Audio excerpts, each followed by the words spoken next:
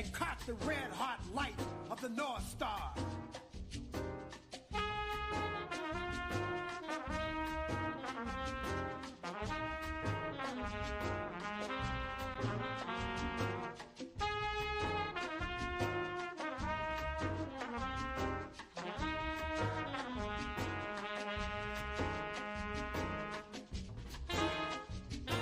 She opened the earth, walking with blood-soaked feet. She challenged the whip, the gun, the knife. She challenged the fire, pulled from the bodies of slaves, made into laws, prisons, and courts.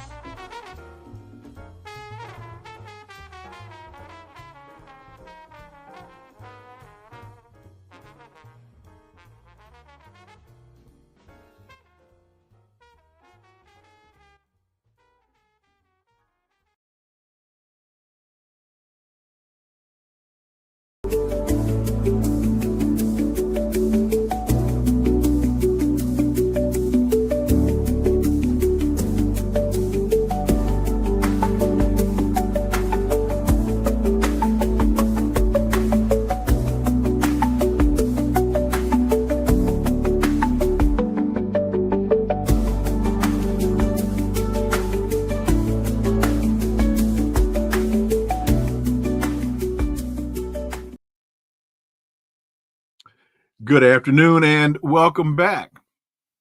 European countries need to invest now in defense because it is not possible to assume that the United States' presence on the continent will last forever. That's according to U.S. Defense Secretary Pete Hegseth. He said this recently in his visit to Warsaw, Poland. According to the BBC, relations between Europe and the U.S. are unquestionably in crisis.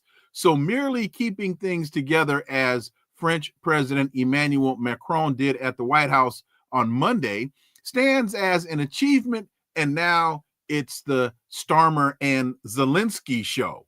Well, what are we to make of all of this as European leaders and some puppets come to Washington to kiss the ring? Let's connect some dots and find out.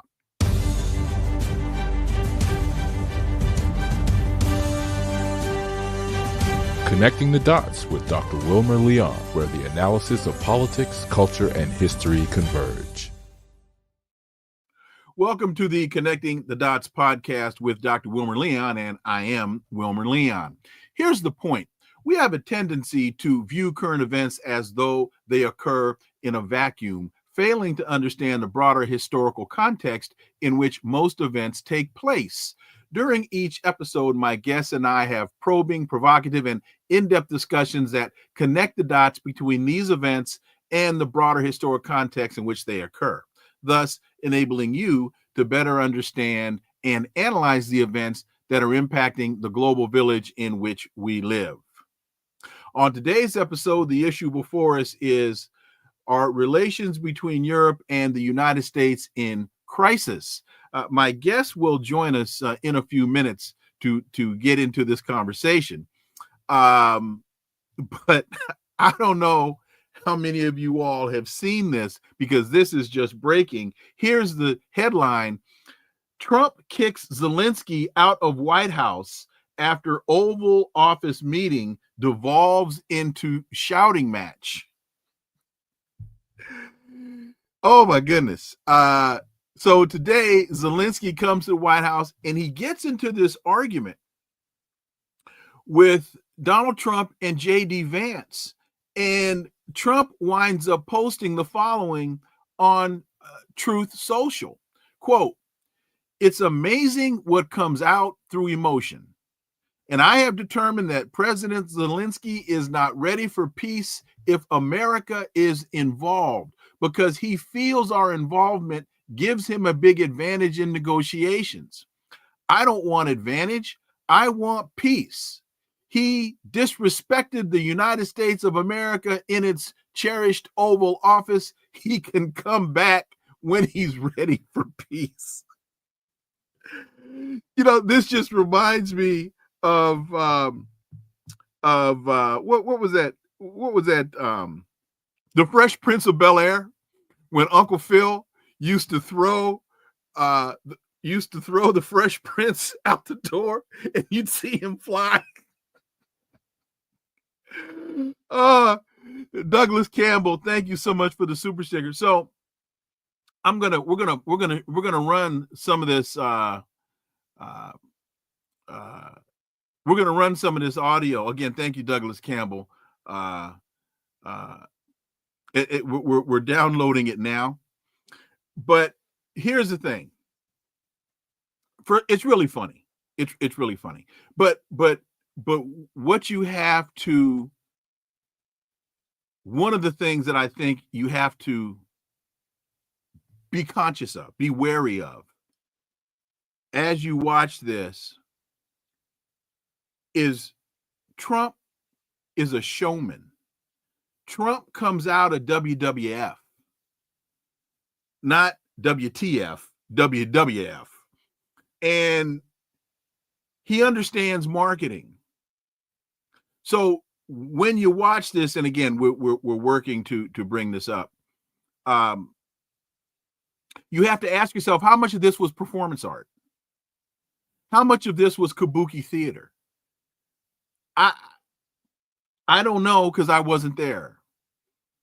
And I don't know whether both all three, Zelenskyy, J.D. Vance, and Trump were in on the performance. Years in the United States of America, we had a president who stood up at press conferences and talked tough about Vladimir Putin, and then Putin invaded Ukraine and destroyed a significant chunk of the country. The path to peace and the path to prosperity is maybe engaging in diplomacy. We tried the pathway of Joe Biden of thumping our chest and pretending that the President of the United States' words mattered more than the President of the United States' actions. What makes America a good country is America engaging in diplomacy. That's what President Trump is doing. Can I ask you? Sure. Yeah? Yeah. Okay. So he occupied our big parts of Ukraine, part of East and Crimea. So he occupied it on 2014. So during a lot of years, so I'm not speaking about just Biden, but those time was Obama, then President Obama, then President Trump, then President Biden, now the President Trump, and God bless, now President Trump will stop him. But during 2014, nobody stopped him. He just occupied and took. He killed people. You know what the contact 2015. 2014. 2014 and 2014. 2014. Yeah. So I was not here. Yeah, but that's exactly right. Yes, but during 2014 till 2022, the situation the same. The people have been dying on the contact line. Nobody stopped him. You know that we had conversations with him, a lot of conversation, my bilateral conversation, and we signed with him, me, like a new president. In 2019, I signed with him the deal. I signed with him, Macron and Merkel, we signed ceasefire. Ceasefire. All of them told me that he will never go. We signed him with gas contract. Yes, but after that, he broken this ceasefire. He killed our people and he didn't exchange prisoners. We signed the exchange of prisoners, but he didn't do it. What kind of diplomacy, JD, you are speaking about? What do you mean? I'm talking about the kind of diplomacy that's going to end the destruction of your country. Yes, but if you Mr. President, with respect, I think it's disrespectful for you to come into the Oval Office and try to litigate this in front of the American media. Right now, you guys are going around and forcing conscripts to the front lines because you have manpower problems. You should be thanking the president for trying to bring an end to this conflict. Have you ever been to Ukraine that you say what problems we have? I have been to. Count one. I've actually watched and seen the stories, and I know what happens is you bring them on a propaganda tour, Mr. President. Do you disagree that you've had problems bringing people into your military? We have problems. And do you think that it's respectful to come to the Oval Office of the United States of America and attack the administration that is trying to prevent the destruction of your country? A lot of questions. Let's start from the beginning. Sure. First of all, during the war, everybody has problems, even you, but you have nice ocean and don't feel now, but you will feel it in the future. God bless. You don't know that. God bless. You God bless. You will not have a war. Don't tell us what we're going to feel. We're trying to solve a problem. Don't tell us what we're going to feel. I'm not telling you. Because I'm you're in no answering on this position to question. dictate that. That's Remember exactly what this. you're doing. I'm not You're dictating. in no position to dictate what we're going to feel. You We're will- going to feel very you will good. feel influenced. We're going to feel very I'm good and telling very you, strong. You will feel influence. You're right now not in a very good position. You've allowed From the yourself very- to be in a from very the bad very position, beginning and of he the happens war. to be right about From the it. very beginning of the war. You're not Mr. in a Brown, good position. I You don't was have the cards right now. With us, you start having not playing cards. But cards. right now, you don't. I'm very Yeah, you're playing serious, cards. Mr. President. You're I'm playing very cards. serious. You're gambling I'm the with the president lives in of war. millions of people. You think- You're gambling with World War What do you- III. what do you You're think about? gambling with What do you World think War about? III. And You- what you're doing is very disrespectful to the country, this country. That's with back all to respect to you. your Far country. more than a lot of people said very they respect. should have. Have you said thank you once this A lot entire of meeting? times. No, in this Even entire meeting, today. have you said thank Even you? today. You went to Pennsylvania and campaigned for the opposition in October. Offer some words of appreciation for What- the United what States are of you America talking about? and the president who's trying to save your country. Please, you think that if you will speak very loudly about the war, you He's can... not speaking loudly. He's not Yeah. speaking loudly. Your country's Can I- in big can I- trouble. can I Wait a answer? minute. No. Can You've I done a lot answer? of talking. Your country is in big trouble. I know. You're not I winning. know. You're not winning this. I... You have a damn We- good chance of we are coming out staying- okay because of Mr. us. President, we are staying in our country, staying strong from the very beginning of the war. We've been alone, and we are thankful. I said thanks You haven't in been this allowed. cabinet, You and haven't not been only allowed. in this cabinet. We gave you, through I this said thank stupid you. president, $350 billion. You voted We gave for you your military president. equipment, You and your voted men for are your brave, president. but they had to use our military. Yes. What about if, West if speaking? you didn't have You our invited military me- equipment, you invited if me you to didn't speak. have our military equipment, this war would have been over in 2 weeks. In 3 okay? days, I heard it from Putin. In 3 days, this is something Maybe new. less. In 2 weeks, of course, yes. It's going to be a very hard thing to do business like this. I Again, tell you. just say thank you. I said a lot of except times that thank there, you except to that, American people. except that there are disagreements, and let's go litigate those disagreements rather than trying to fight it out in the American media when you're wrong. We know that you're wrong. But you see, I think it's good for the American people to see what's going on I over understand, there. sir. I think it's I very understand. important. That's why I kept this going so long. You have to be thankful. You don't have the I'm cards. thankful. You're buried there. Your people are dying. tell you You're again, running low I know. on soldiers. Don't- Listen, don't, please, you're running Mr. low on President. soldiers. It would be a damn good thing. Mr. And then President. then you tell us, I don't want a ceasefire. I don't want a ceasefire. I want to go and I want this.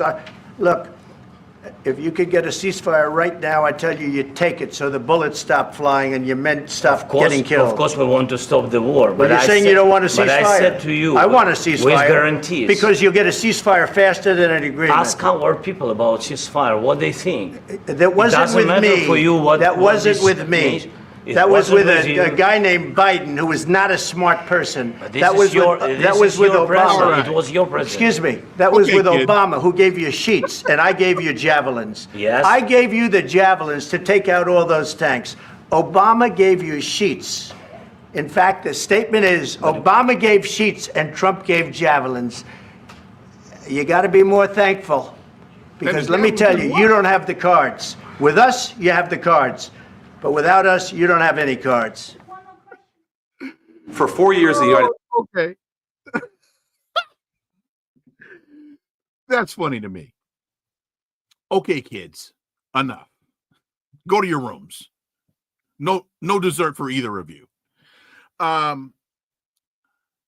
So if you heard Trump at the end say, that's why I let this go on as long as I did. I wanted the American people to see this. That makes me wonder how much of this was planned. And again, I don't necessarily mean that they all huddled before they came in the room and said, okay, this is what we're going to do. But Zelenskyy really seemed to be aggravated. And also I wonder, why didn't little Marco say anything? He's the Secretary of State. It's not the vice president's job, as far as I understand protocol. Oh my goodness, look who's joined the show.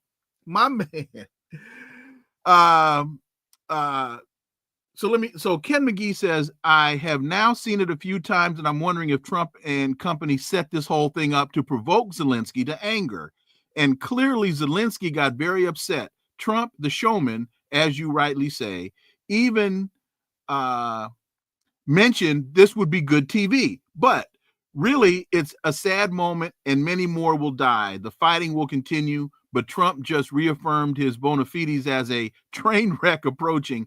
But let's see what happens next. And Willie Hicks, my man, thank you for that $20 super sticker. Greatly, greatly appreciate it. Ken is right. And thanks, Ken, for tuning in. Greatly appreciate it.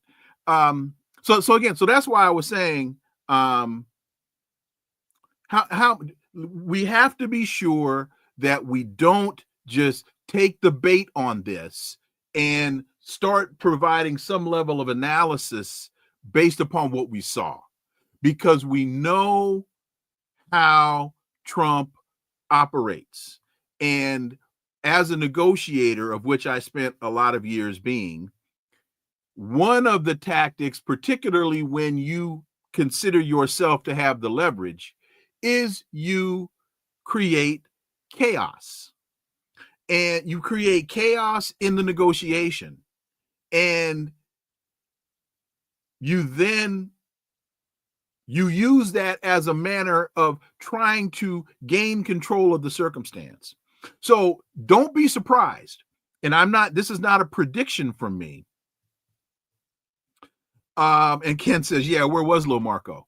Well, he was sitting next to JD Vance. He was sitting at the children's table. And because you know what, there's so much going on here. I got so many things in my head. Let me finish the previous thought about Lil Marco. He's the Secretary of State. He's the chief diplomat of the country. JD Vance should have been taking the position as in silence that Lil Marco took, because Lil Marco is the chief negotiator and diplomat for the United States when it comes to foreign policy.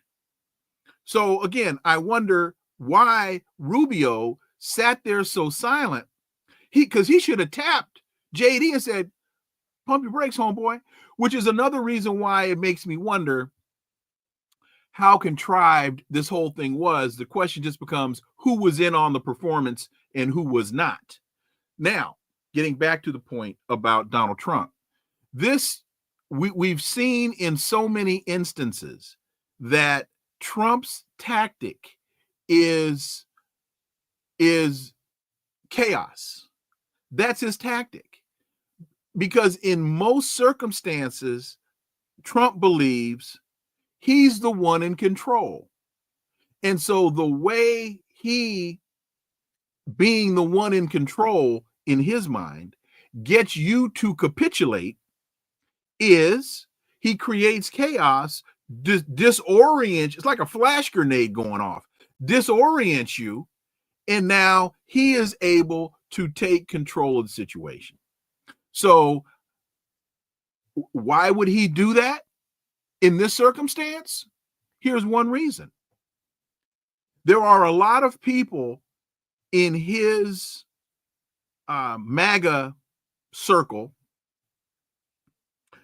that aren't happy with the manner in which he's managing Ukraine. Many believe, and this is no revelation, but this is the answer to the question. Many believe that he is compromising with President Putin. Whereas we know, and Professor Petro made this very clear yesterday, that Donald Trump is dealing in reality here.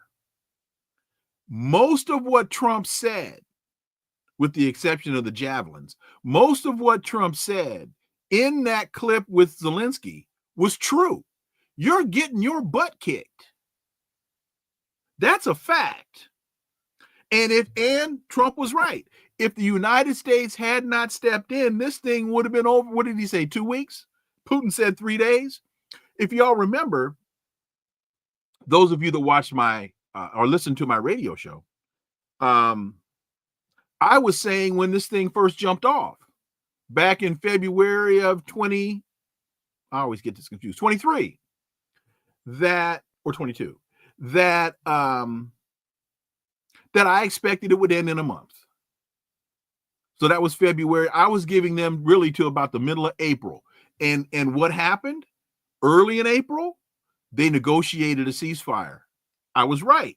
But what I didn't anticipate was the United States sending Boris Johnson over to Ukraine to tell Zelenskyy, fight on, we're not ending this. See, and that's a part of this whole thing that always has to be mentioned in the conversation in order to understand the context in which events are taking place. Joe Biden sent the Prime Minister of Britain to Ukraine to tell Zelenskyy under no circumstances is the West going to accept a peace settlement. Because at that time, Biden and Tony Blinken and the crew, they actually believed, I guess they must have been in some kind of drunken stupor, 22, thank you. They must have actually believed their own press clippings. They must have actually believed their own narrative. They must have believed their own propaganda that they could actually win this thing. So they sent Boris Johnson over there to tell him, no, stop, don't pass go. You're not collecting $200. Not going to happen. And now we see where we are. The whipping is the whipping. So don't be surprised if later today they sign this minerals deal. Because, so the point I was trying to make was, don't get caught up in the theater that this may actually only be a play, as Donald Trump wants to demonstrate to his MAGA base and to other conservatives that aren't necessarily in the MAGA base that he's a strong guy, that he's in control of the circumstance, and that he's standing up to Zelenskyy. So, don't think my signing this deal, don't think that I'm capitulating to Putin, because I am the one sitting at the Resolute desk. I am the one that's pounding on the tape on the ping one. Yes, Wilmer Trump is a con artist. So that all could be a message to his base. Don't worry about it. I got it. Vladimir Putin is not in control, blah, blah, blah, blah, blah, blah, blah, blah, blah. So, because I read at one point, I thought I read that Trump posted, Zelenskyy is not welcome to back in the White House today. I thought I saw that on one of the headers or one of the footers on my screen. So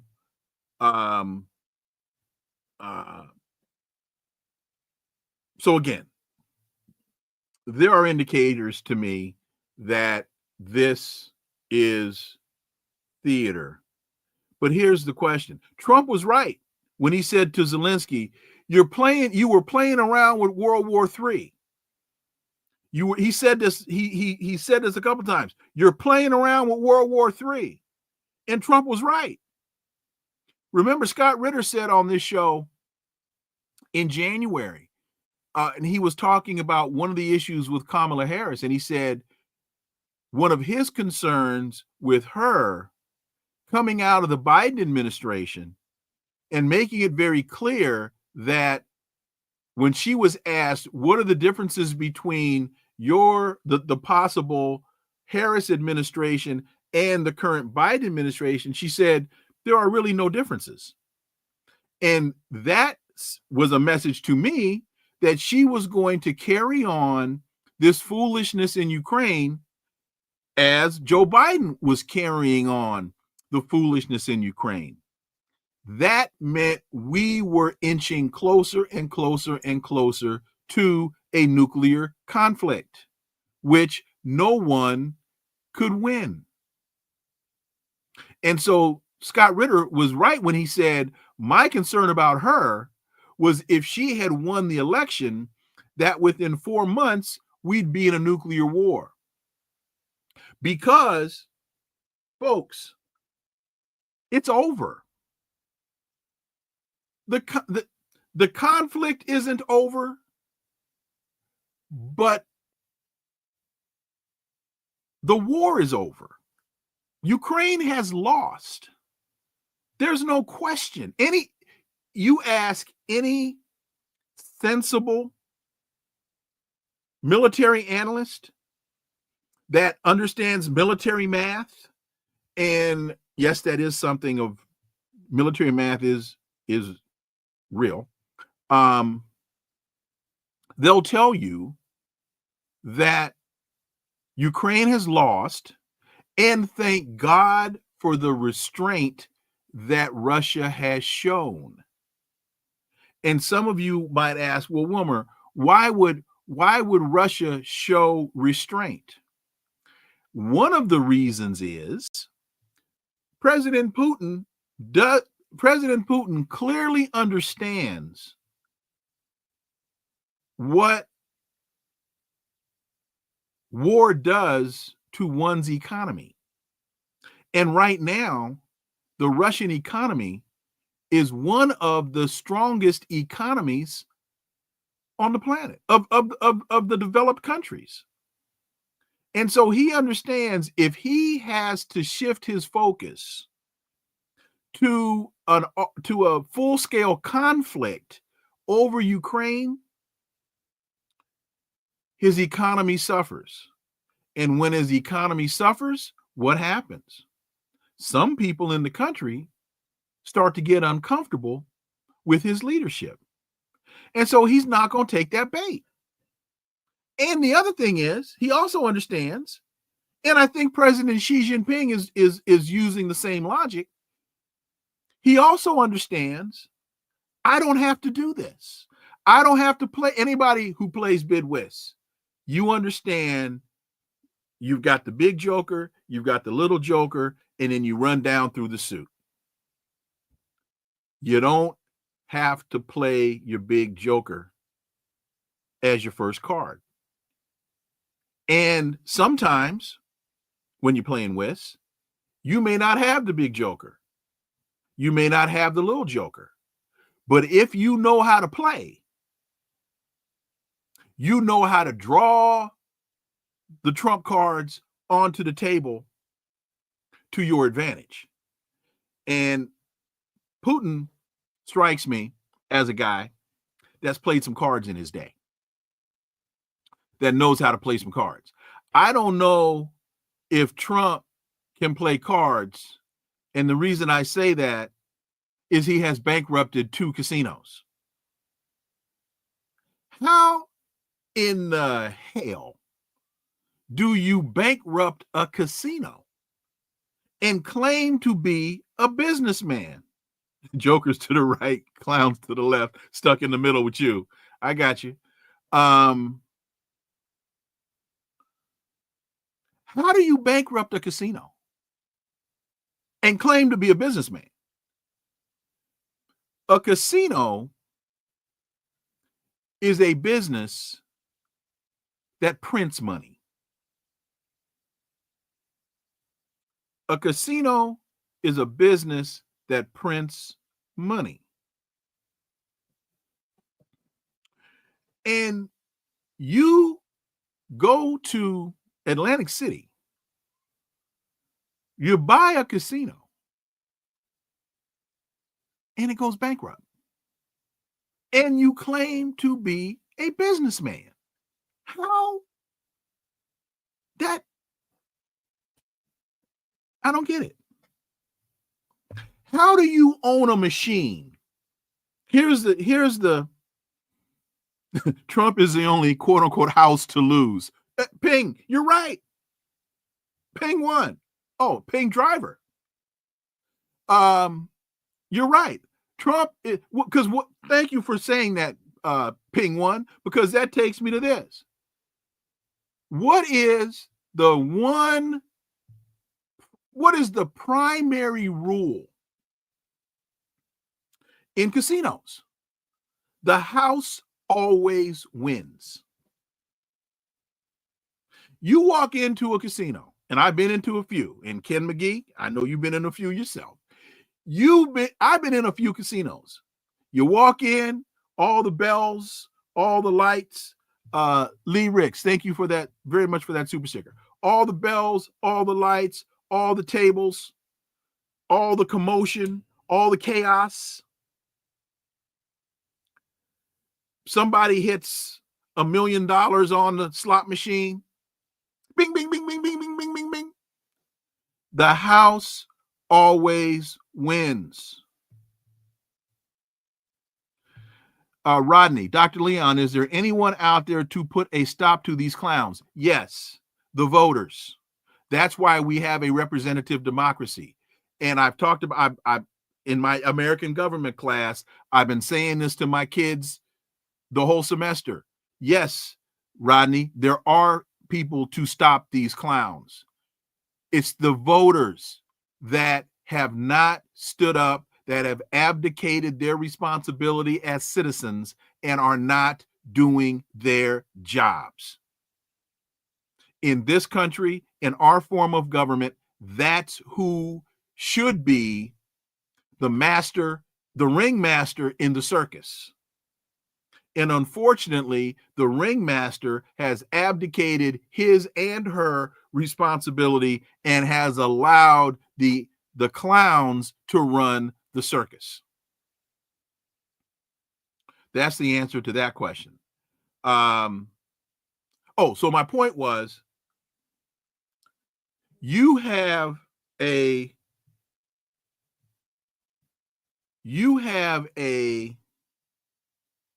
machine in your basement that prints money. How do you go broke? Unless you are an idiot. How do you go broke with a machine in your basement that every day, 24/7, because casinos, the big ones, the ones in Vegas, the ones in Reno, I've been on a couple on some Indian reservations and they close, but some of them do. The ones in Vegas, the ones in Atlantic City, the ones in New Orleans, the ones in Reno, they don't close. Tahoe, they don't close. How do you go broke with a machine in your basement that prints money? I don't know.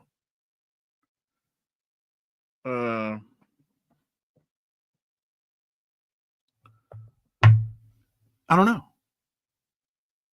And this point about the Electoral College, I didn't understand that point. Because if the point is that the president isn't elected by direct vote, that the electors are elected through direct vote, and then they go and they cast ballots. I understand that. And I also understand that electors in most states are not bound to vote for the electors that they are sent there to cast the ballots for. But we can change the process. For example, I think Rhode Island and there's another state in the Midwest, I believe, that doesn't have a winner-take-all electoral college system. They assign electors via proportional proportional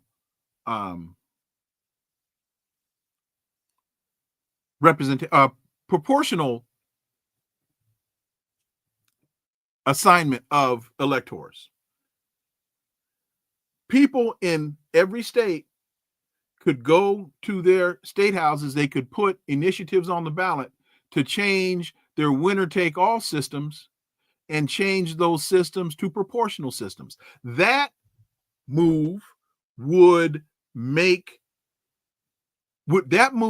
be one step towards making the system closer to representing the will of the people. That's just one idea. So anyway, this whole Trump-Zelenskyy thing now has consumed the news cycle. And I have a screen on in here, and that's all they've been talking about since, because again, it's another distraction. It's funny as hell. But it is another distraction. I think, Lee, I did thank you for your super sticker. And if I didn't, I'm thanking you. And if I did, I'm thanking you twice. Oh my goodness. So here's something else that I think we need to start looking at. J.D. Vance goes to Warsaw, and he says to the NATO members that Europe is going to have to start paying more attention and paying more money to protect itself, that Europe cannot depend on the United States. And of course, that's throwing everybody in a tither. So what is that? And after that,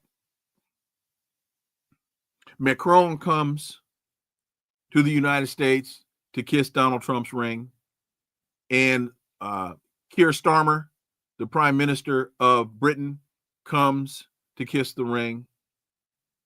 And then the puppet Zelenskyy comes. He doesn't kiss the ring. He gets his hind parts kicked verbally. Oh, but Trump even put his hands on him. That was funny. And why can't Zelenskyy buy a suit? All the money that the United States has given him, because he is now a multi-millionaire. I don't know if he's in the ranks of the billionaires, but he is a millionaire.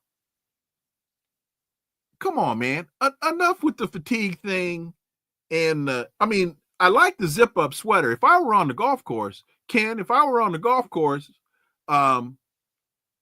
that zip-up sweater is really, really nice. And being here on the East Coast on a day like today, if I were out playing, that looks like a very, very well-made zip-up. But can't you get a suit? Can't you wear a tie? I understand the power of optics. And when you're walking around your country and you're dodging missiles and you're looking for grenades, I got that. You need your fatigues on but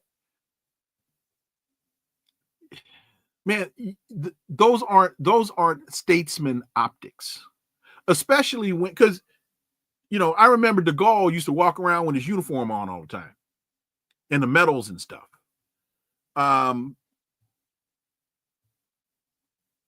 Dude, while you're in DC, they threw you out the White House. Go to the big and tall store. Well, you're not big and tall. Go to the little guy store.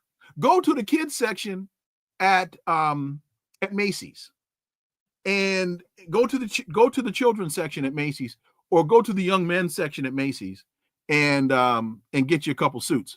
Because now, and here's another thing.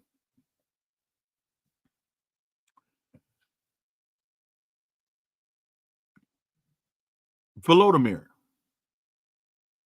you need to read some history, partner, because what you'll find is guys like you in positions like yours don't fare well.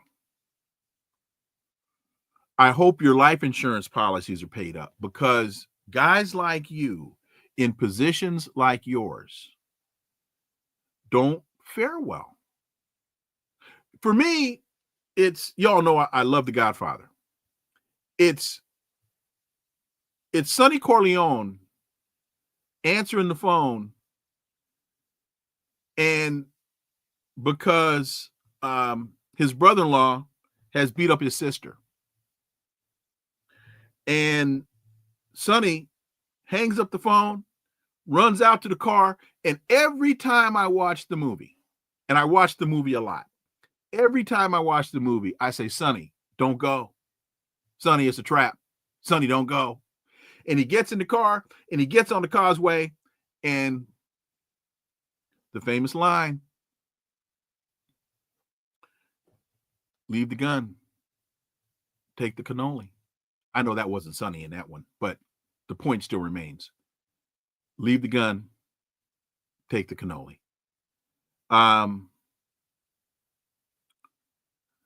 So ask Muammar Gaddafi.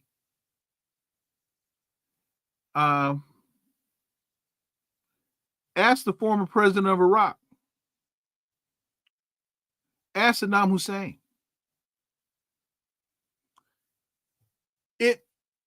You can go to Chile in the 70s. Guys like you, and I am not equating all of them and their politics. I know, for example, that you can't put Gaddafi in the Zelenskyy box, other than he was assassinated by the United States. That's the correlation or the connection I'm drawing there. Volodymyr, dude, you might not make it home. Because once your purpose has been served, you tend to get your ticket punched. So one of the things that you all may have served me, The Godfather is a movie about politics and governance. You're absolutely right. That's why I watch it. And that's why I love 1 and 2. Because there are so many themes and concepts that run through that film that are so relevant to the international political landscape. But anyway,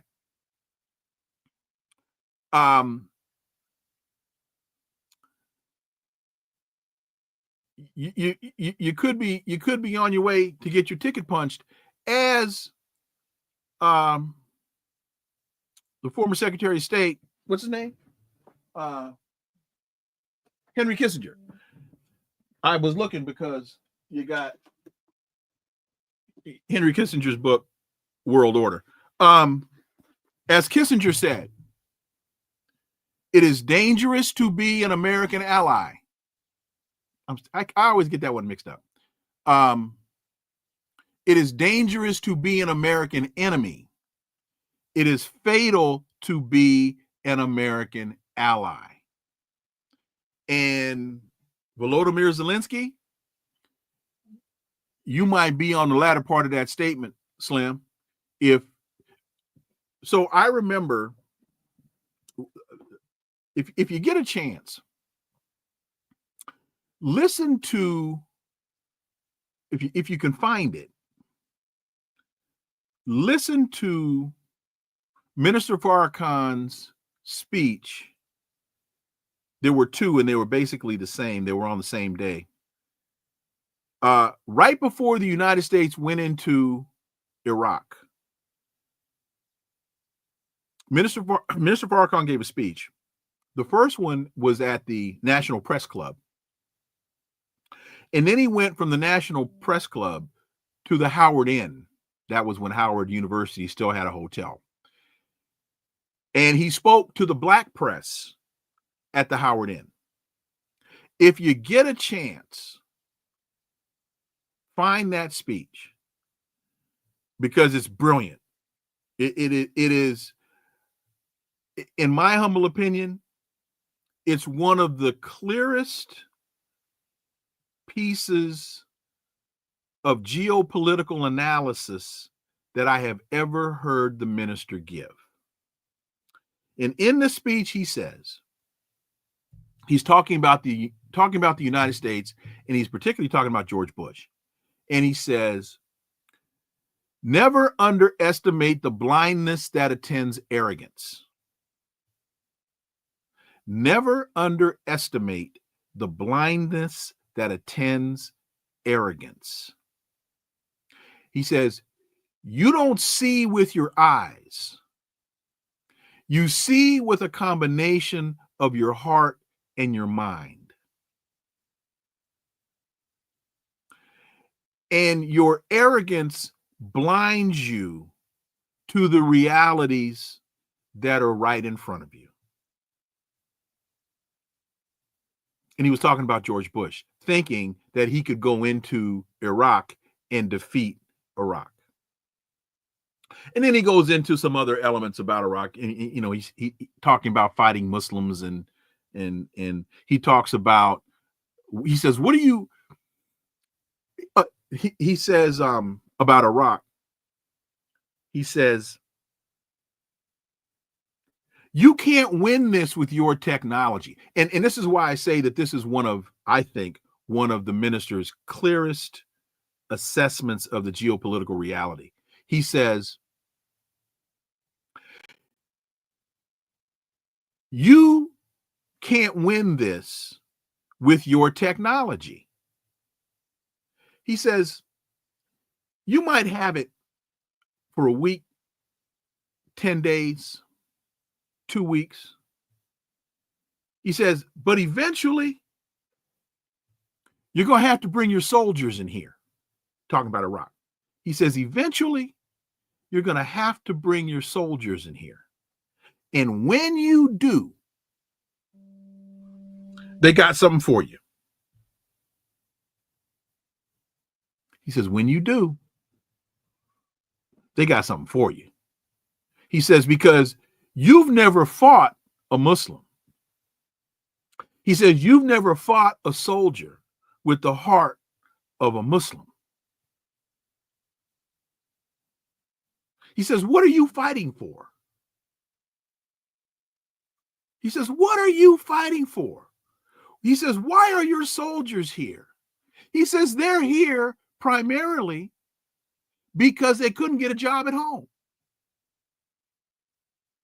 He said, you're over here defending the Saudis while the sheiks are riding around in Mercedes-Benz and you can't even buy a Volkswagen. Why are you here? What are you fighting for?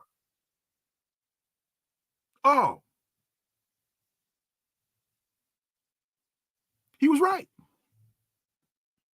And I don't say that to, in any way, shape, or form, impugn the character, the objectives, or the motives of those that have defended and have served valiantly. But the minister was right. And we went into Iraq,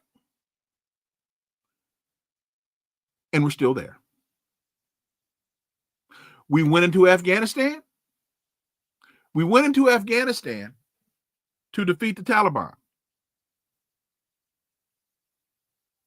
Who runs Afghanistan?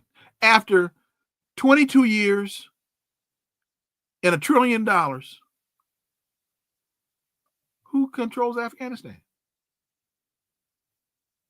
The Taliban. We went into Vietnam.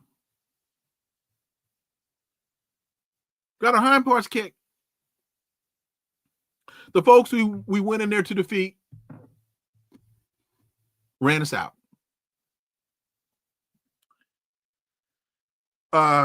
So anyway,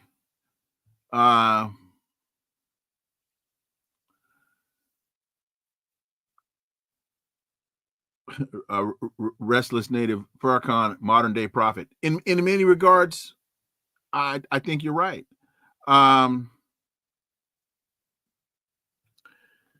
So again, this thing is still on my TV.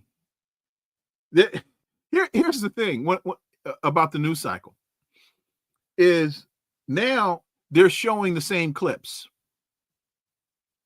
They've got different analysts, and I don't have the sound up, but they're showing the same clips as though nothing else has happened in the world today. And again, I know I led my show off with it. It was funny. It was funny. It was funny. But we got to move on. There are other things happening in the world besides this dog and pony show that Donald Trump put on.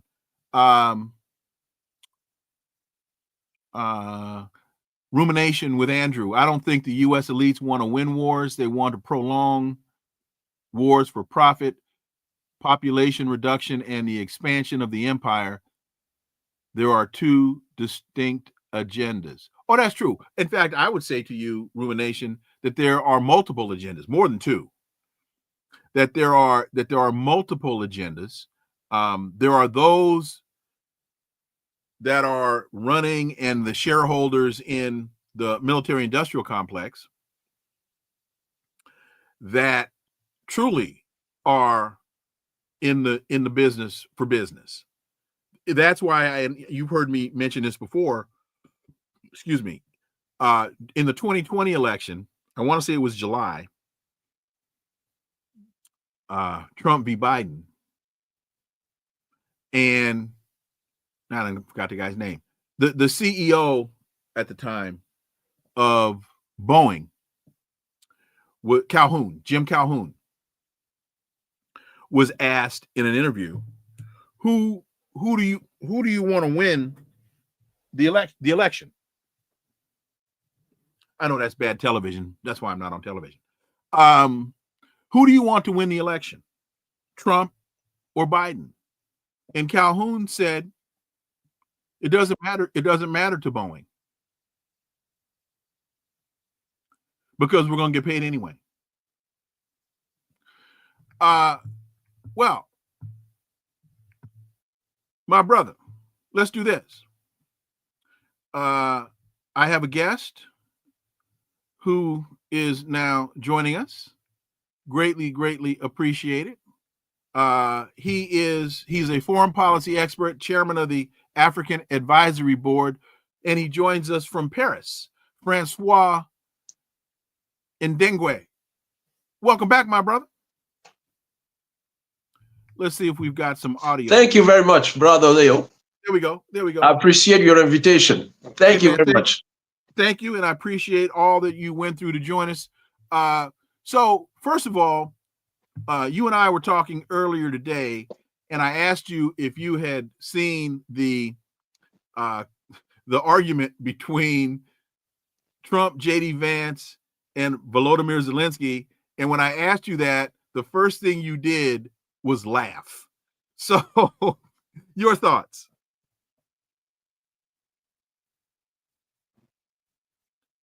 Go ahead. Can you hear me? This was something quite strange.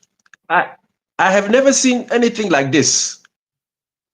Can you hear me? Yes. Yes. Can you hear me, brother? Yes.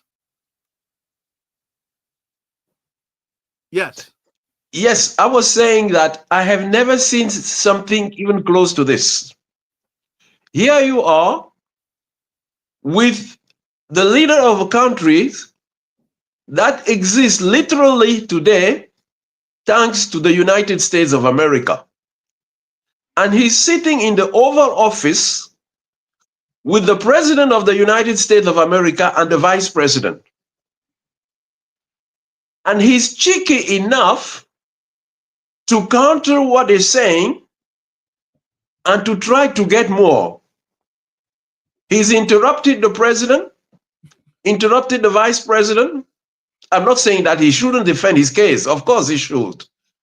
But when you know that, as President Trump said, you don't have any cards in your hands, and the one you're speaking to, he's the one who has the card, you should be at least diplomatic.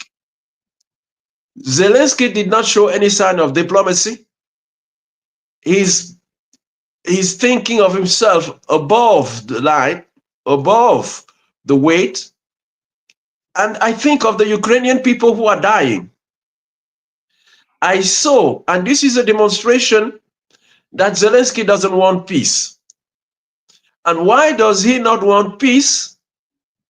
I'm not in his mind, but if I were a Ukrainian, for sure, I will ask this president to be brought to court, because what he's doing is beyond criminalities. How many Ukrainians, young Ukrainians have died? Mainly from the poor families who could not bribe to go away to free the country. How many more does he want to see died in a war that from the first day Ukraine can never win? So sitting there boasting in front of the Vice President J.D. Vance and the President of the United States is something that shocked the minds and showed the low level of intelligence of Zelensky. Do you, there may be a delay between us. One of the things that I said at the top of the show was that this whole thing was theater. And I don't mean that J.D. Vance, Marco Rubio, Donald Trump, and Zelensky agreed to do this before they came in the room, but that at least Donald Trump had in his mind that he was going to provoke this type of reaction to create this type of response in theater. Your thoughts?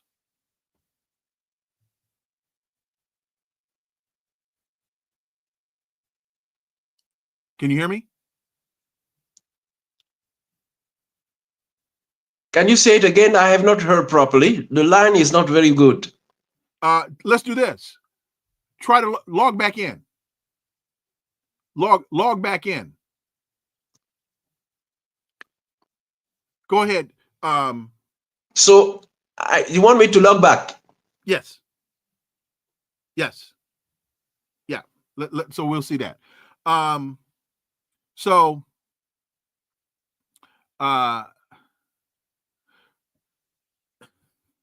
This folks, this is a mess. I agree with Francois as it relates to that was undiplomatic. But on the one hand,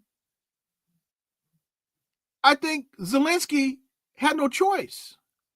You know, don't sit there and take the whipping, even though you had no cards to play. Don't sit there and take the whipping. You can't allow J.D. Vance of all people, to sit there and castigate you like you're a child. You know, so you got to say, hey, look, partner, I'm a man. And don't make me stand up here and, handle this business with you. You can't talk to me like that. I don't care how you see the condition of the circumstance. I'm not going to sit here and allow you to talk to me like this. So let's see, Francois, is this, can you hear me? Yes, I can hear you very well now. That's okay. So my question was, at the top of the show, I made the point that this might have been for theatrical purposes, knowing that Donald Trump loves theater, that Donald Trump is a marketeer, that this was planned, and not to say that Zelensky was in on the plan, but that in Donald Trump's mind, he loves to negotiate by creating chaos, and that this was his way of creating chaos because he had an American audience that he had to play to. You're right. And if you remember, at certain stage during the conversation, President Trump said, "Oh, I made this thing I prolonged this conversation for the people to see and to hear." Correct. That means that he had that plan in the mind correctly. You're right. So let's shift to more significant politics. And that is French President Macron was here Monday. And I had said at the top of the show that we've seen Keir Starmer come. We've seen Macron come. I think there's some other European leaders that are scheduled to appear. They're all coming to Washington to kiss the ring. And you had said to me that particularly Macron's visit demonstrates a real problem in and with Europe. How so?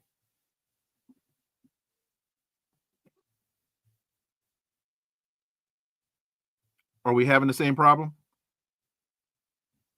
Go ahead. Go ahead. Okay. Can you repeat, my brother? I haven't heard the question. Okay. Can you hear me now? You can't hear me now. Log back in. Yes, I hear you now. Okay. Why was Macron's visit a problem that demonstrates a problem with Europe? I hear you now. Why was Macron's visit a demonstration of a problem with Europe? A problem. Go ahead. Yes. First of all, as soon as it was announced that the USA and Russia were starting negotiations and they were meeting, President Macron called a meeting in Paris of some European countries that oppose the directions that the USA and Russia were taken to end the war. Surprisingly, the countries that normally you think would have been the more frightened by Russia did not show up. You did not have the countries like the Baltic states. You do not have most Central European countries. What you had was some European countries, even Mrs.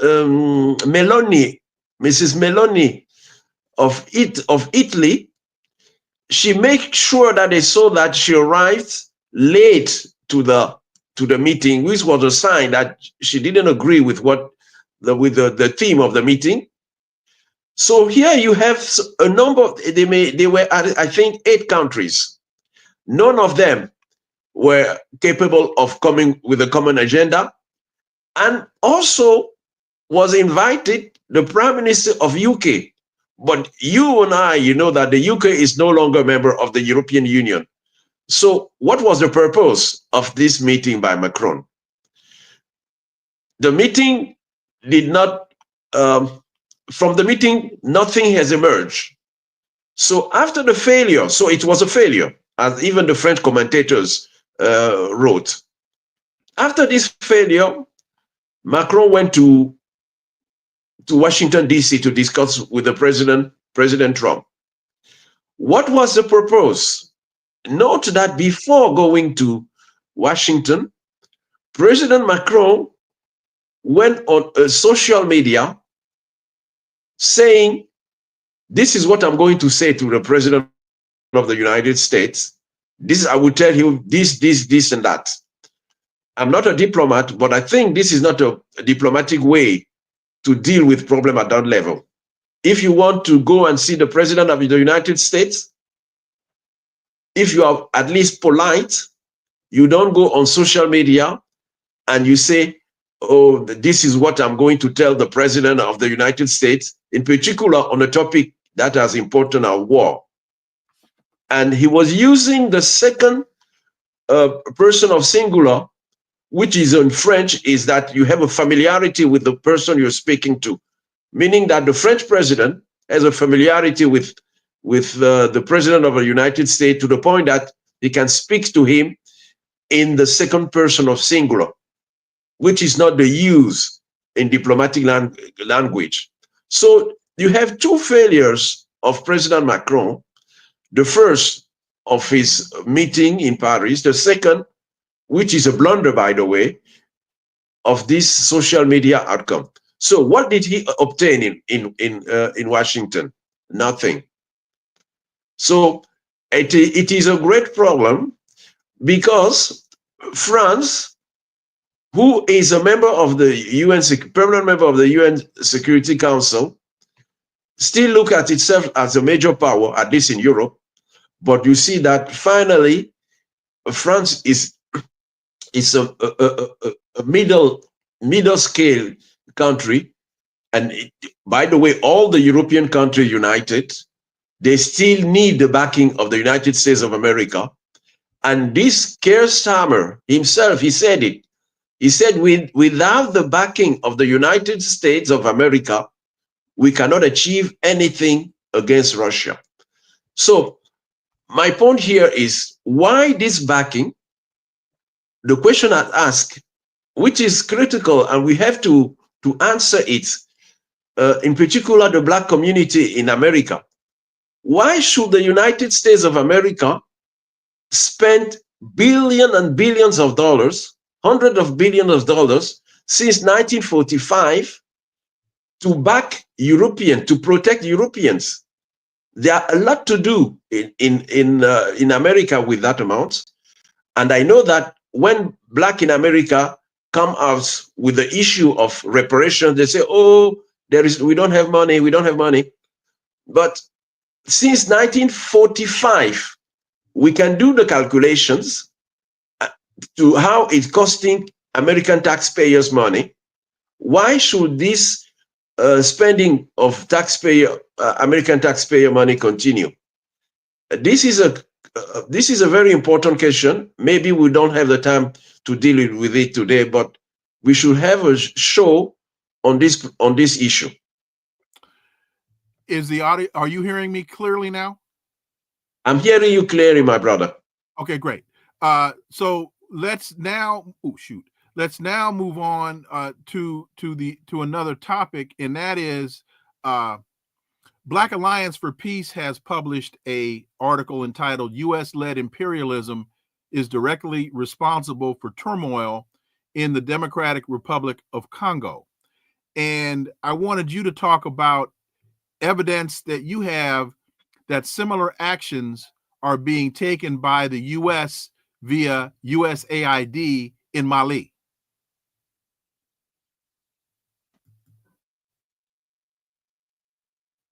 Did you hear me?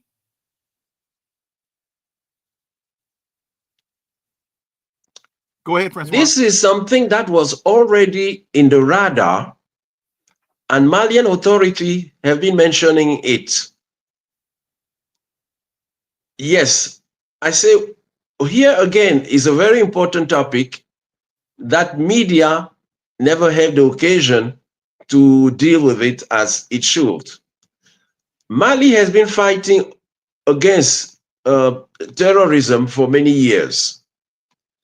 And Mali now is discovering that some entities, some NGOs financed by USAID are financing the terrorists.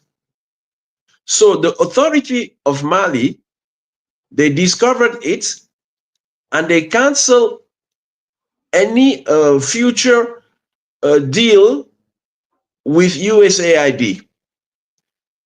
We need an investigation because we cannot just follow what the media say. There must be an investigation in order to know if in reality USAID willingly was financing terrorists in Mali.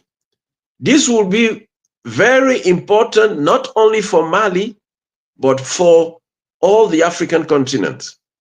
You know that the problem of terrorism just arrived around a decade ago. Africa did not have this problem. So it looks like it was something that was implanted there. So this demand by the Malian government that a full investigation gave us the truth about this financing by the USAID will be interesting. And by the way, there is something more important also. 2 years ago, the Malian government at the UN Security Council, they came and asked the Security Council to organize a meeting during which they will present the evidence that the French government is backing the terrorists in Mali. I have the letter. I can provide you and your viewers with this letter. Surprisingly, the country that opposed, this was just a request to organize a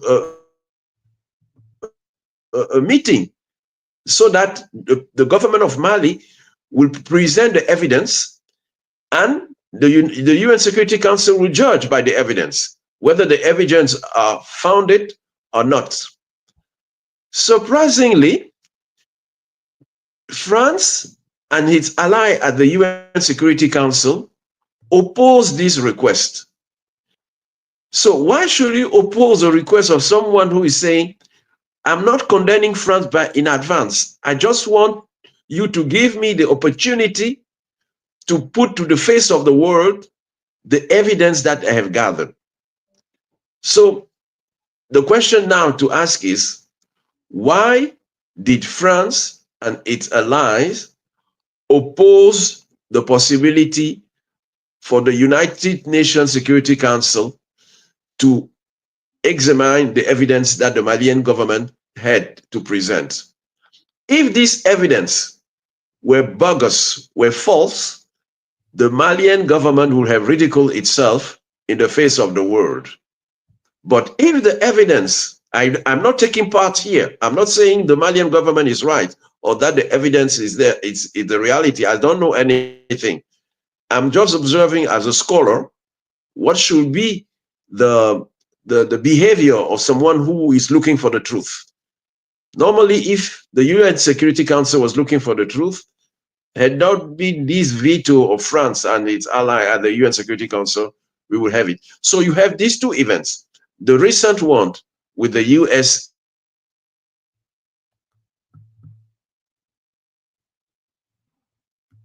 USAID financing terrorism in Mali, and the Malian government going to the United Nations Security Council and asking for the organization of a special meeting during which they will present the evidence of France backing of terrorism in French government backing of terrorism in Mali. We should follow these cases, and if we are sincere in the fight against terrorism. Thank you. Can you hear me? Can you hear me? I hear you very well, my brother. Okay. Do you know anything about Rwanda? I hear you very well. Do you know anything about Rwanda playing a role in instability in Congo?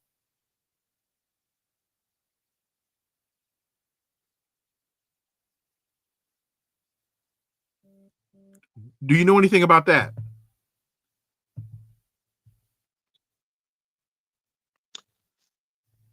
This is a very sad situation. That goes back, yes, this is a very sad situation. The recent attack by the so-called M23, backed by the Rwandese government, is something that is totally inadmissible. We have many weaknesses here. First, the weakness of the government of the Democratic Republic of Congo. Why is it that a huge country like that one is incapable to mount an army that is solid enough to resist such an attack? I don't have the time to go into it. Secondly, for decades, the Rwandese government have been exploiting, looting the resources of Congo to the point that in some of these resources, Rwanda has become a major exporter in the world market. This is totally inadmissible. We cannot admit it. And finally, it shows the weakness of Africans as a whole, because the African Union or the SADC, the regional, the sub-regional organizations,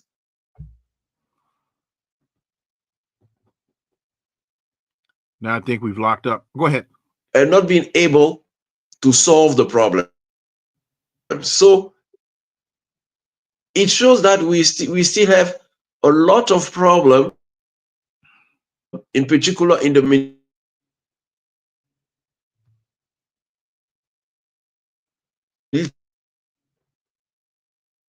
military field in Africa to solve. Okay, let's try one more thing. Try turning off your camera, because that, see if that increases your audio. If you turn off your camera, that might help the audio. Otherwise, we're going to have to let it go here. Just turn off your camera.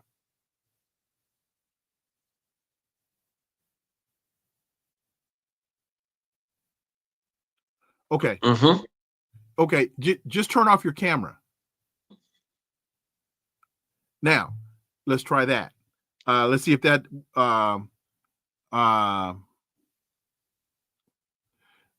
One of my so Ken asks, why is Rwanda exporting so much coltan but has no mines? The mines are all in Congo. Francois?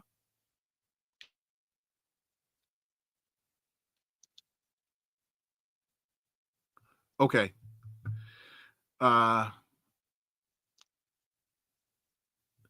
Okay, Ken, we can make that happen. Francois, did you hear the question? Listening to you, my brother.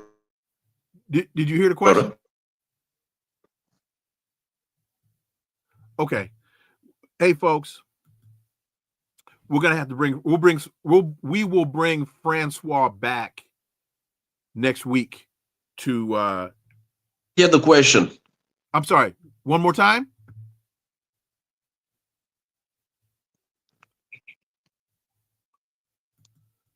One more time. We'll try this one more time. The question is, why is Congo exporting so much coltan when the Congo doesn't have any coltan mines? The mines are in Congo.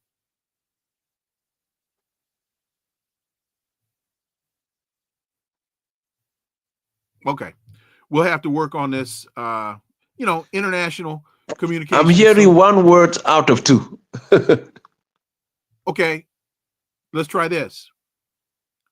Coltan, Rwanda, exporting Congolese coltan.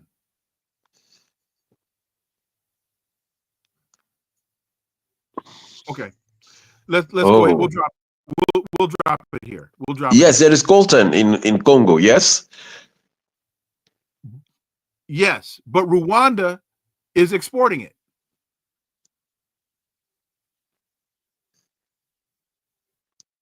Okay. Go ahead, Melody. We'll go ahead and drop that here. Folks, I gotta thank my guest for making the gallant effort that he did, Francois Ndengwe. Thank you so much, my brother. We'll work on that and get a better connection for the next time. Greatly appreciate you joining me today. Thank you all so much for listening to the Connecting the Dots podcast with me, Dr. Wilmer Leon. Stay tuned. New episode on Monday. Please follow and subscribe, share the show, leave a review, follow us on social media. Let me be sure I got all of the that I got. Des Ehrlich Des Ehrlich, thank you so much. Lee Ricks, thank you so much for those super stickers. Greatly, greatly appreciate the contribution, because remember, folks, we're here doing this for you, but we cannot do this without you. And we greatly, greatly appreciate the contributions. Follow us on social media. You can find all the links below in the show description. Remember that this is where the analysis of politics, culture, and history converge. Talk without analysis is just chatter, and we don't chatter here on Connecting the Dots. My goodness. See y'all next week. Have a wonderful weekend. Until then, I am Dr. Wilmer Leon. Have a great, great weekend. Peace. I'm out.